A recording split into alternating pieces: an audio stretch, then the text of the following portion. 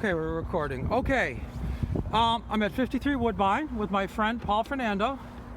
Paul just recently bought this house and he wanted me to come take a look at his grinder pump setup.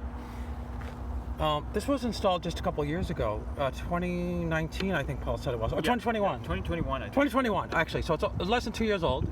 It may still be under warranty. Paul doesn't know anything about the town program yet. He just passed papers, so they may yet mail him information about the town program. But one thing that Paul noticed when he looked at this is he noticed that his alarm breaker is not wired. Okay, and Paul tried to do an alarm test and it failed the alarm test.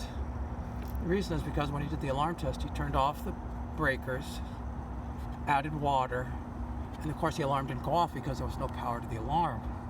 And then Paul detected that it's not wired properly.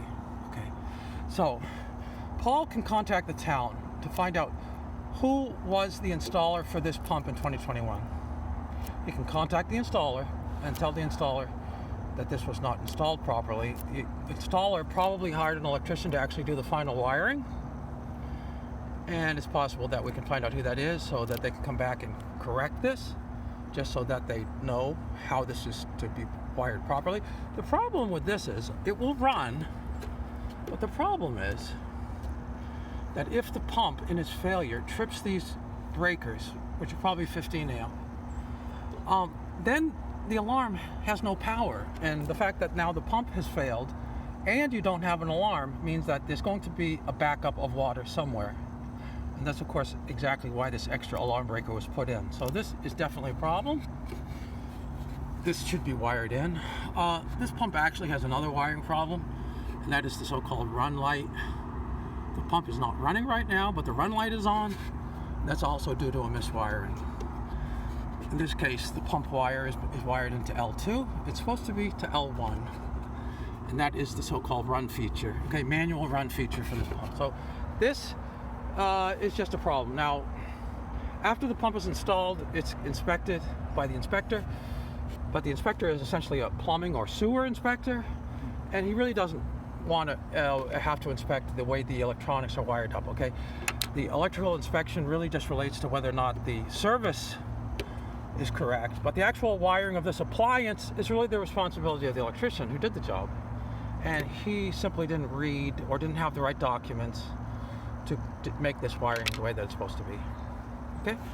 Other than that, we took a quick look here just to give Paul a little inspection, make sure everything looks okay. When Paul ran his test, he did have some overflow at this point, which is what you'd expect.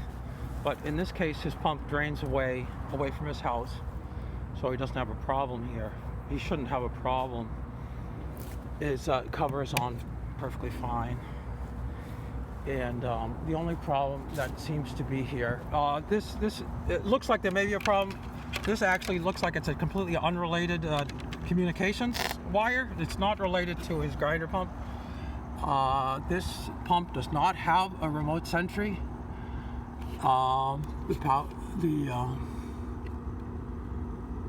Yes, I don't believe he has, and he doesn't report that he has a remote sentry in his house, so we don't have anything to worry about there.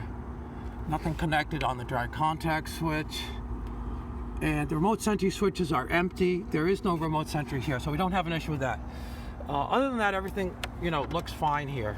Okay, Paul did receive the manufacturer lock, and that gives him a little extra security.